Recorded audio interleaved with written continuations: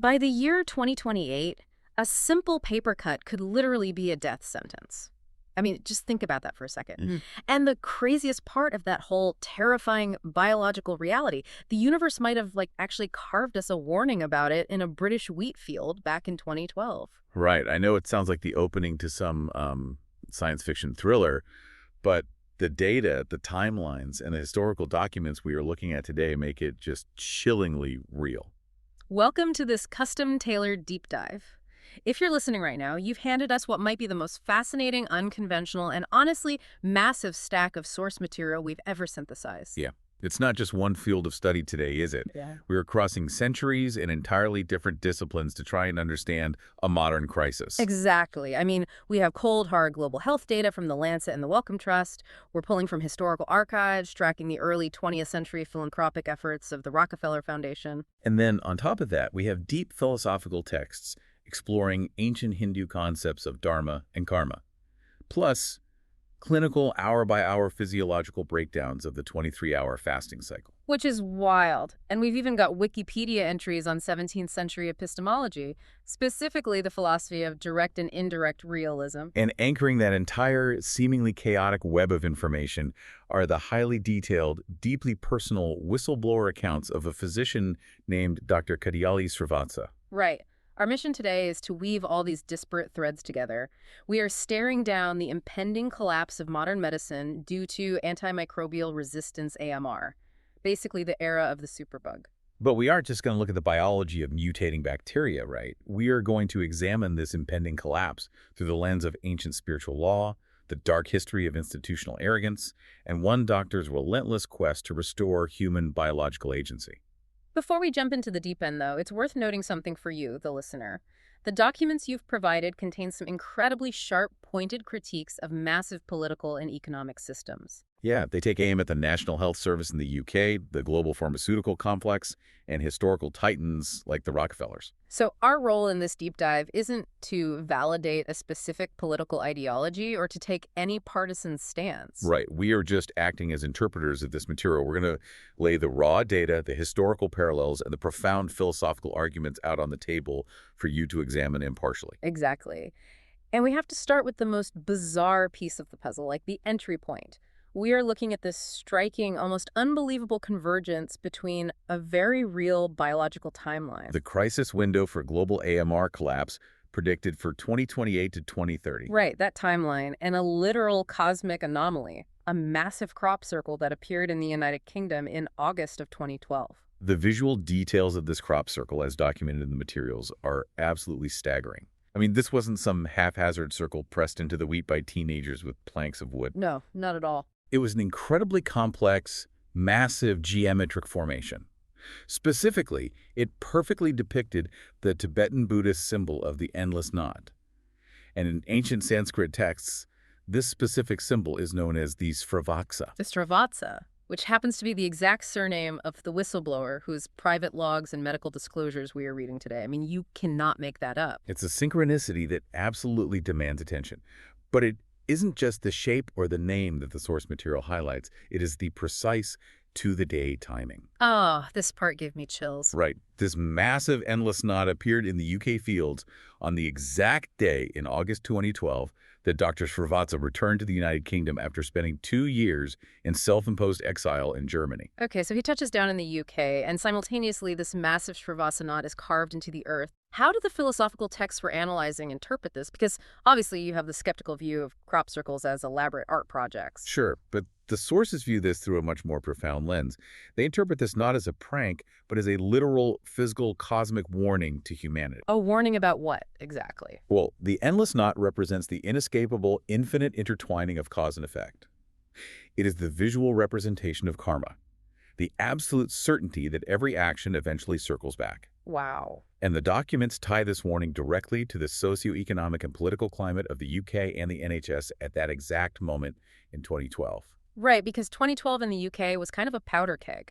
The sources point out that this was a period characterized by rising unemployment, increasing homelessness, soaring crime rates. And bubbling dangerously just under the surface, the spreading silent threat of antimicrobial resistance. A threat that these documents argue will soon bring modern medical institutions and massive hospitals completely to their knees. So it was a warning written in the fields, a reminder that you cannot outrun the consequences of a broken system. And to understand what was broken, we have to look at why Dr. Srivatsa was in exile in Germany in the first place. Let's get into the clinical reality of his life. Between 2004 and 2013, he was working on the front lines of the NHS, and he identified severe systemic wrongdoing. Right. What exactly was he seeing? Because the logs are very specific. He was observing the rollout of what were called pilot nurse-led practices and walk-in clinics. And, the underlying motivation for these clinics was, allegedly, to increase patient access and save money. Which sounds good on paper. On paper, yeah. But the mechanism for doing that involved a massive shift in diagnostic responsibility. Mm. The system was essentially taking the burden of complex medical diagnosis away from fully trained doctors and placing it squarely onto nurses. No, I can hear people listening to this and thinking, wait, nurses are the backbone of the hospital. They're incredible. What's the danger there? It isn't a critique of nursing as a profession at all. It's a critique of educational foundations and systemic boundaries. I mean, medical school requires years of grueling training specifically focused on pathology, physiology, and the art of differential diagnosis. Right. A doctor is trained to look at a complex web of symptoms, consider a dozen invisible variables, and rule out dangerous underlying causes. Exactly. Nursing training is phenomenal, but it is fundamentally different. When the system allowed nurses to act autonomously as doctors, without that specific medical school foundation, they had to fill that knowledge gap with something else. And the sources tell us exactly what that something else was. They filled it with pre-printed assessment sheets and algorithmic protocols. Yeah, the flowchartification of medicine, basically. It's terrifying when you really think about the mechanics of it. If a patient walks in with a cough, the algorithm says, go to box B. If they have a fever, prescribe drug C. It completely strips away the clinical intuition of the healer. And Dr. Srivatsa observed the devastating real-world outcome of this algorithmic medicine. When you rely on rigid flowcharts that fundamentally misunderstand the nuances of a unique human body, the diagnoses are inevitably going to be incorrect. Yeah. He documented catastrophic misdiagnoses, prolonged illnesses, severe medical complications, and critically for the biological timeline we are tracking, the massive, entirely inappropriate overprescription of antibiotics. Because if the pre-printed sheet says fever and cough and you have 10 minutes to get this patient out the door, the easiest way to cover your liability is to just throw a Z-Pack at them. Right. You prescribe an antibiotic, regardless of whether the infection is bacterial or just a standard self-limiting virus. And this is the crux of Srivatsa's story. When he saw this pain and suffering occurring, when he identified wrongdoing by nurses and doctors that caused pain and suffering during diagnosis and treatment, he did not remain silent. He voiced his concerns. He refused to look the other way. He acted in accordance with what the Hindu texts in our source stack would call his dharma, his fundamental duty to alleviate suffering and protect life. He defended his Hippocratic oath. He made a formal protected disclosure detailing the systemic failures. He assumed the system would want to fix itself, right? You'd think so. He assumed they would say, oh my God, thank you for pointing out this flaw, let's protect the patients. But the institutional retaliation he faced was beyond horrific. Yeah, instead of correcting the errors, the institutions, his employer, the primary care trust, and the General Medical Council closed ranks. They protected the system and failed to protect the sufferers. The granular details of how they retaliated, as laid out in the documents, are just a masterclass in institutional character assassination. When a system wants to discredit a whistleblower, they don't debate the data. They attack the person. They instigated formal investigations against Dr. Srivatsa based on entirely fabricated complaints. The absurdity of the complaints is what really gets me. They claimed he made a 17-year-old girl cry over a repeat prescription. They falsely accused him of swearing at patients in Urdu, leaning into racial assumptions without a shred of evidence. Wow. They even logged formal complaints claiming he was just moaning about his £100 an hour pay, deliberately framing him as a greedy, disgruntled employee rather than a dedicated physician deeply concerned for patient safety. And ultimately, the pressure campaign worked. His contract at Wrexham Park Hospital was terminated. It was. I have to stop here because this is where the logic of the modern world just breaks down for me. I'm looking at this from the outside. And surely destroying a highly trained doctor generates more liability for a hospital if a patient eventually dies from these bad protocols, right? The math doesn't add up.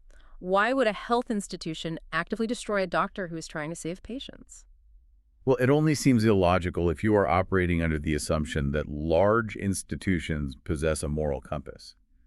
But the sociological and philosophical arguments in the sources suggest that when institutions grow to a certain size, they undergo a fundamental mutation. A mutation into what?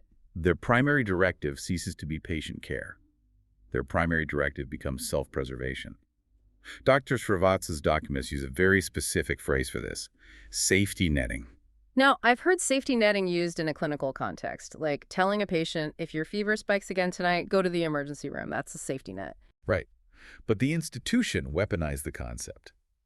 In an administrative context, safety netting means aggressively generating a paper trail to protect the hospital or the trust from legal threats and financial ruin. Ah, I see. If the administration acknowledged Dr. Srivatsa's warnings, it would mean legally admitting to years of systemic negligence. They would be inviting massive lawsuits. So from an actuarial risk management perspective, it is infinitely cheaper and safer to neutralize the complaining doctor than to admit the system is killing people. Exactly. The institution prioritized its own legal and financial safety net over the biological lives of the human beings walking through its doors. That is incredibly bleak. It's the ultimate betrayal of the patient.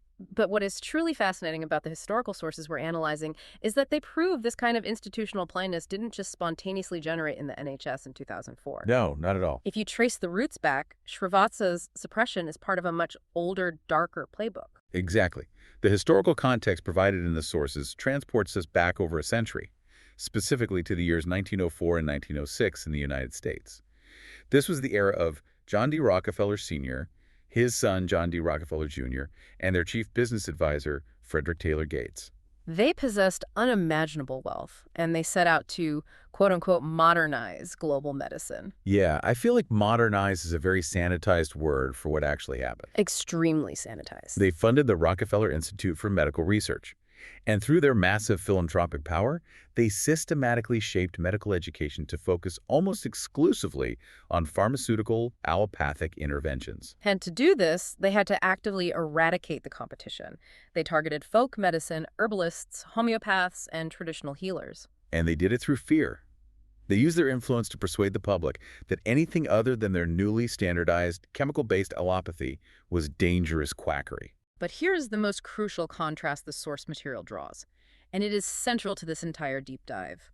When Rockefeller and others associated with him caused immense pain and suffering to those herbalists, homeopaths, and other healers. Destroying their livelihoods and their ability to care for their communities. Exactly, and used fear to persuade people to trust allopathy, the public remained silent and did not speak out.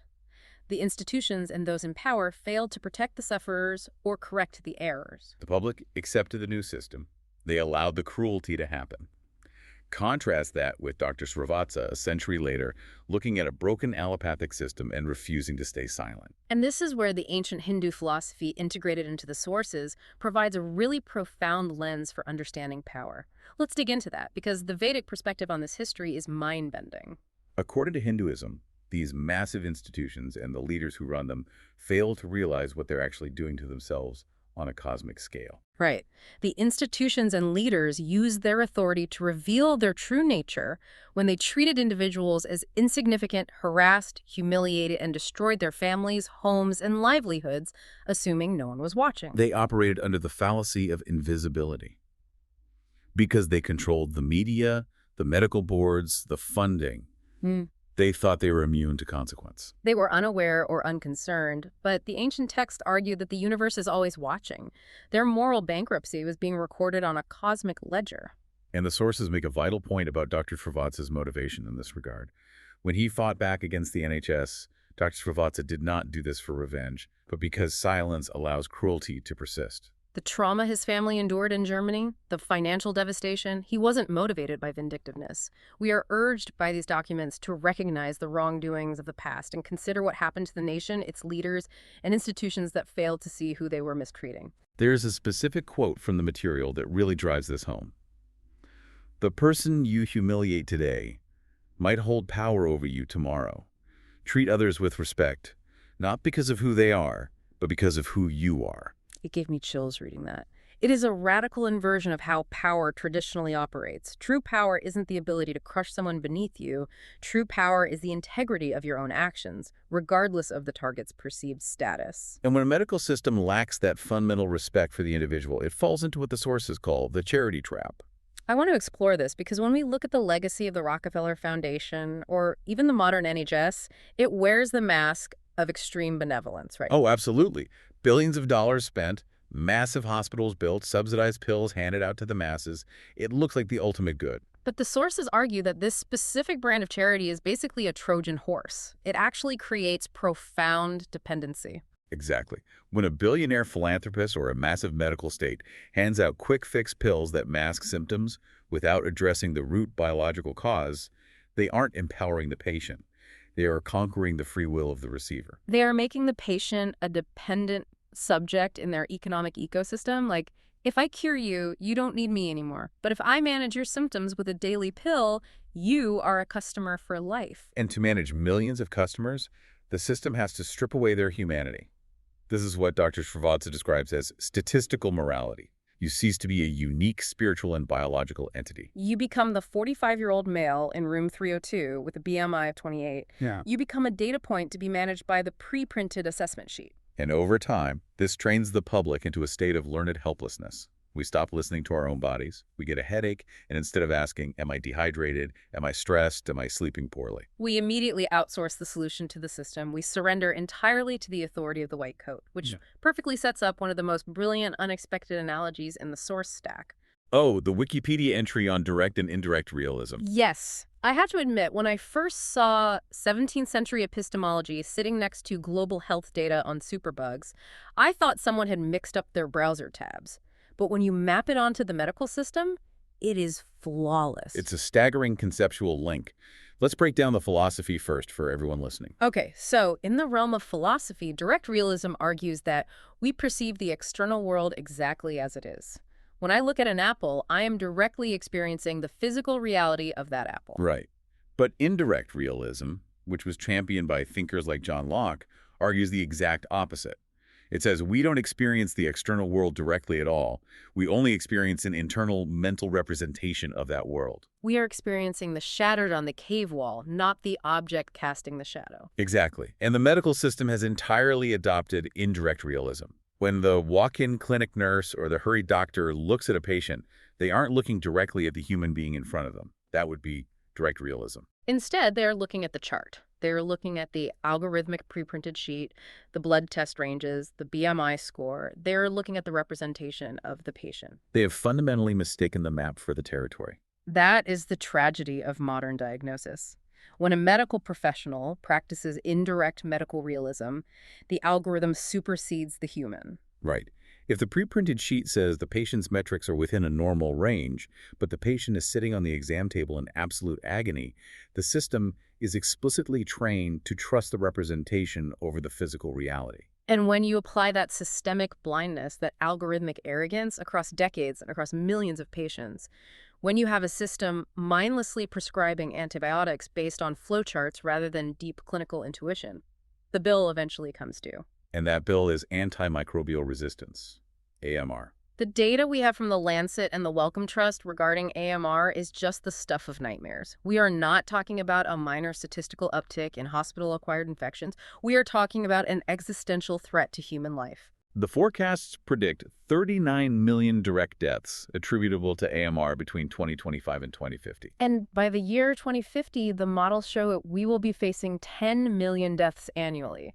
That is a higher death toll than cancer. The economic devastation is just as staggering, honestly. We're looking at a global GDP loss of $1 to $3.4 trillion every single year. But the part of the data that actually made my stomach drop was the timeline. When we hear 2050, our brains categorize it as a distant sci-fi problem. But the sources explicitly state that the crucial window, the tipping point that determines whether healthcare systems completely collapse, is 2028 to 2030. That isn't the future. That is right now. It is imminent. And I think we really need to define what an AMR collapse actually looks like for the average person, because it isn't just about catching a stronger version of strep throat. Right. The sources stress that a post-antibiotic world means the absolute end of routine modern medicine. It means the end of organ transplants. Because if you can't guarantee you can fight off opportunistic infections, you cannot purposely suppress a patient's immune system to accept a new heart or kidney. Exactly. It means cancer chemotherapy becomes a death sentence. Chemotherapy destroys your white blood cells. Without antibiotics to protect you while your immune system recovers, A common cold bacteria will kill you before the cancer does. Oh, wow. It means routine joint replacements are off the table. It means safe childbirth, specifically cesarean sections, are no longer guaranteed. And the sources say the escaped pathogens are driving this.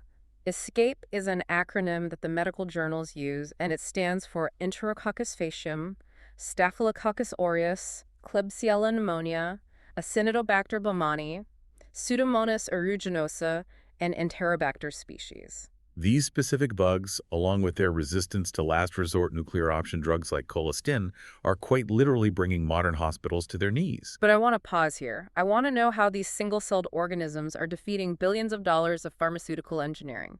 The medical journal source breaks down the microscopic mechanics of the superbug, and it reads like a briefing from a military war room. It is an evolutionary arms race. And humanity is losing because bacteria are infinitely older, infinitely more adaptable, and incredibly coordinated. The journals outline several specific defense mechanisms. First, there is enzymatic degradation. How does that work? Imagine the antibiotic is a missile fired at the bacterial cell. The bacteria literally evolved to produce specific enzymes that act like microscopic Pac-Men. Okay. These enzymes intercept the antibiotic molecule and chew it to pieces, neutralizing it before it can even bind to the cell wall. That is wild. And then there are efflux pumps, right? Yeah, efflux pumps are astonishing.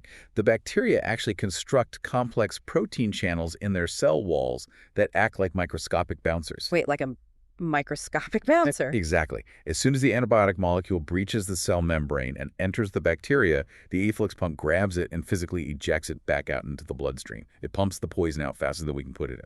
But the mechanism that truly terrified me was plasmid sharing, because it implies, like, actual intelligence. Yes, horizontal gene transfer. Bacteria don't have to wait for random mutation over millions of years to evolve. If one single bacterium survives an antibiotic attack, it encodes that survival mechanism into a tiny ring of DNA called a plasmid. And then what? It can then physically connect to a completely different, unrelated, neighboring bacterium and share that plasmid. It's like they're emailing each other the genetic blueprint for resistance.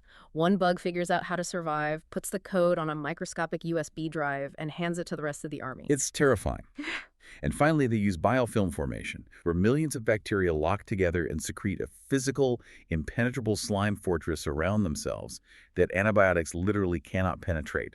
They are a highly coordinated, evolving military force. And this is where the synthesis of our source material yields its most profound, paradigm-shifting insight. Modern medicine views this entirely as a war. The prevailing logic is, the bacteria are building better armor, so we must build a bigger biochemical bomb. But the philosophical and spiritual sources in our stack reframe this entirely. They view the AMR crisis not as a military failure, but as a failure of cosmic physics. This brings us back to the concept of karma, which the universe carved into that field in 2012. But the sources are very clear. We have to strip away the Western pop culture idea of karma. It is not a mystical accountant sitting on a cloud tallying up your good and bad deeds. Not at all. To understand karma, we first have to define dharma and adharma. In the Vedic tradition, dharma is the cosmic glue. It is the sustaining natural order of the universe and biology. Right. Adharma is entropy, chaos, and the violation of that natural symbiotic order. The sources frame the rise of antimicrobial resistance as the literal physical manifestation of adharma. So if karma is essentially just the physics of cause and effect, Newton's third law applied to the spirit and the biome, how does it apply to superbugs? Well, the Hindu texts speak as two distinct types of karma relevant here. First is sanchita karma, which is stored, accumulated karma. Accumulated. For the last century, since the Rockefeller era, humanity has been accumulating a massive debt of sanchita karma through our relentless, hubristic war on biology. Ah, I see. The hoarding of massive wealth, the trillions spent on weapons of destruction, and in the medical realm, the literal carpet bombing of our internal and external biomes with broad-spectrum antibiotics. Exactly. We threw off the delicate balance of nature. We tried to eradicate instead of coexist. And the second type is prabdha karma. This is the karma that is currently ripening, the bill that is coming due right now. The prabdha karma is AMR. Precisely. So what does this all mean?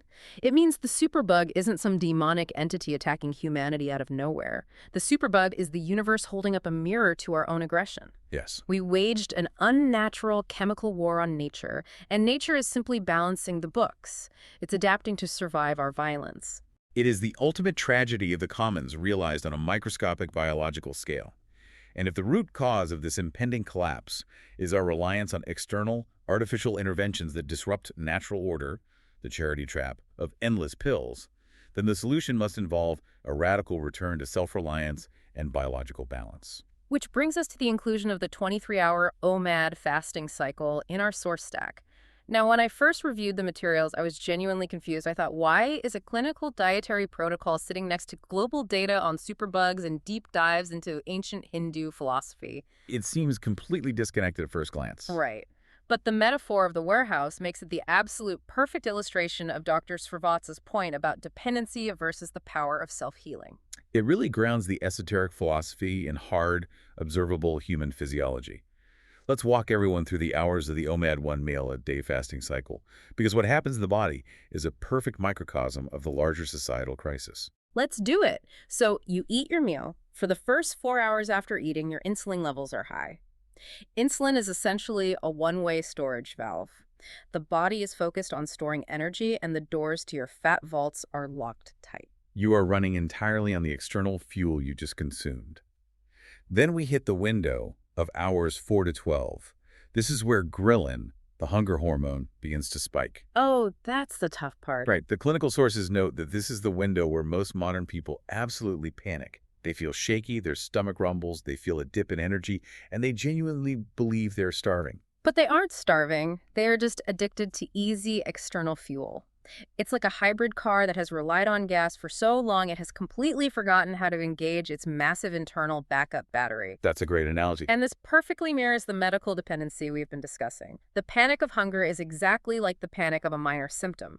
We panic and immediately reach for a quick fix, a snack, a pill, an external intervention, rather than trusting the body's innate resilience to push through. And the true biological magic happens when you possess the wisdom and the discipline to push past that panic. Around hour 18 of fasting, the body enters a state called autophagy. This is where it gets incredible. What exactly is autophagy? Well, auto means self, and phagy means eating, self-eating. The body, having been cut off from the constant, endless external deliveries of food, realizes it needs to clean house to find energy and raw materials. So what does it do? It sends out a cellular cleaning crew, activating lysosomes and macrophages. It actively hunts down and recycles damaged proteins, clears out misfolded precancerous cells, and, crucially for our discussion, it hunts down, engulfs, and dissolves dormant viruses and bacteria hiding within your tissues. It literally eats its own biological junk to build new, healthy, resilient structures. And then, at hour 20 to 22, the body releases a massive surge of human growth hormone, or HGH. The data shows spikes of up to 2,000%. This throws a protective force field around your lean muscle mass while forcing the body to burn pure fat for fuel. If we connect this clinical process to the bigger philosophical picture, the lesson is undeniable. Modern medicine and the modern Western diet treats the human body like an industrial warehouse where the delivery trucks never, ever stop. 3 meals a day, constant snacking, constant pharmaceutical interventions.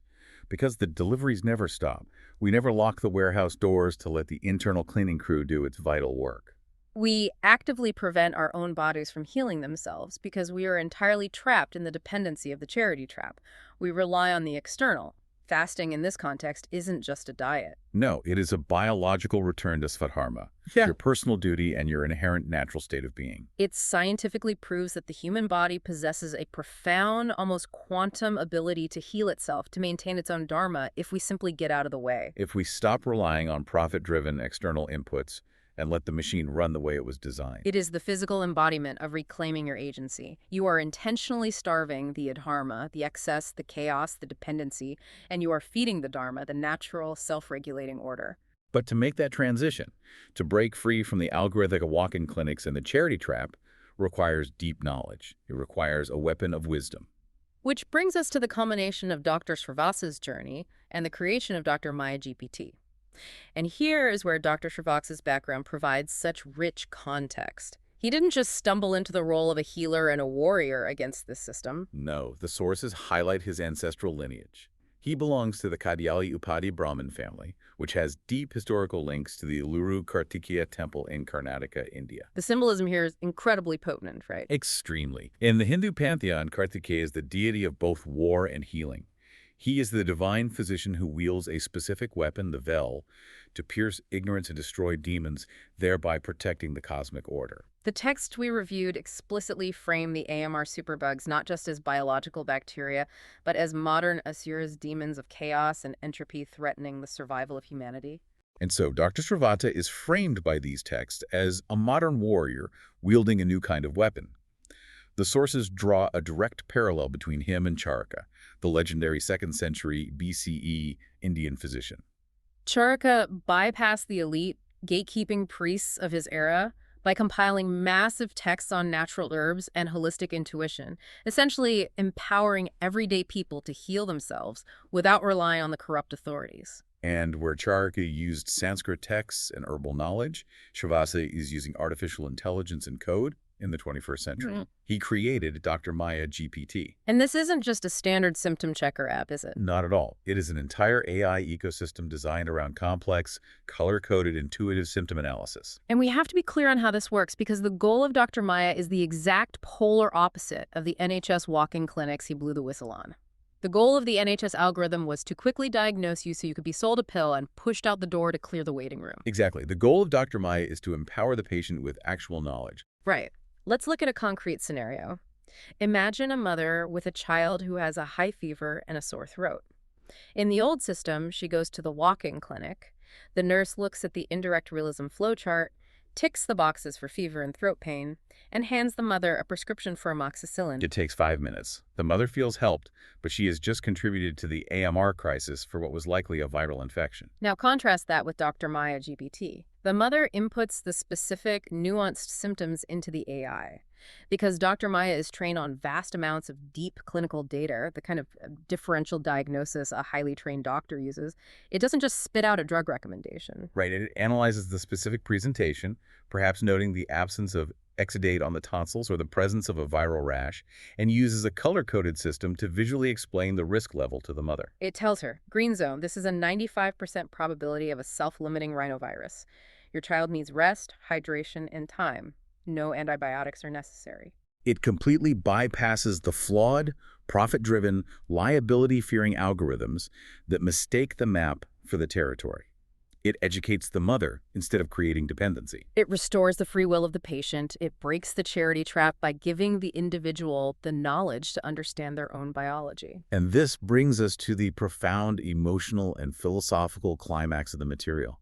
Why did Dr. Srivatsa build this? Why did he fight so hard? Like we discussed earlier, he did not fight the NHS for revenge. Think about what his family endured. The forced exile to Germany, the financial ruin of losing his contract, the absolute humiliation of having his character dragged through the mud with false accusations. He had every right to be consumed by vengeance. But he understood the karmic law. He didn't build Dr. Maya to get back at the primary care trust. He built it because silence allows cruelty to persist. If he walked away, the algorithmic machine would just keep churning, overprescribing, and marching humanity toward the 2028 cliff of AMR collapse. And we really have to remind everyone, act now to rectify the error. The karma of our medical system is coming due. Yes. The ultimate lesson he leaves us with, the core message regarding the institutions that tried to crush him, is that warning we read earlier. The person you humiliate today might hold power over you tomorrow. Treat others with respect, not because of who they are, but because of who you are. Srivatsa is offering humanity, and even the medical establishment itself, a choice. We have to move away from the era of kill, conquer, and rule. That kill, conquer, and rule mindset gave us the Rockefeller monopoly. It gave us the carpet bombing of our biomes. It gave us the arrogance to think we could outsmart nature with a relentless barrage of chemicals. We have to transition to an era of symbiotic relationships. We have to learn to live with bacteria. We have to support our immune systems through natural resilience, through practices like fasting and autophagy, through wisdom and knowledge, rather than relying on the brute force of antibiotics that are rapidly becoming completely obsolete. The synthesis of these incredible sources leaves us with a terrifying but empowering reality. We started this journey looking at the mysterious endless knot crop circle in August 2012, a cosmic warning mirroring the timeline of a whistleblower returning from exile. We uncovered the dark historical suppression of natural medicine and the insidious charity trap that systematically conquered our biological free will. We stared down the barrel of 39 million projected deaths from antimicrobial resistance, a crisis fueled entirely by institutional safety netting and the blindness of indirect realism. And we discovered that the cure, whether it's found through the cellular house cleaning of autophagy or the digital empowerment of tools like Dr Kadiyali, entirely in reclaiming our biological and spiritual independence. The message from the source material is clear and incredibly urgent. As we said, act now to rectify the error. The karma of our broken medical system is coming due, and the 2028 window is closing fast. We can no longer afford to remain silent, and we can no longer afford to outsource our health to algorithms. Which leaves us with one final provocative thought to mull over. Something buried deep in the sources that we haven't deeply explored yet, but ties this entire cosmic and biological web together perfectly. Ah, the placebo effect. Yes, the faith index. Western allopathic medicine has always dismissed the placebo effect as a trick, a statistical nuisance that ruins drug trials. But what if we look at it through the lens of quantum physics? Right, if the observer effect is real, if human attention actually collapses probability into reality, and if our brains possess the biological machinery to release actual physical endogenous opioids simply because we believe we are receiving care. It raises a universe-altering question.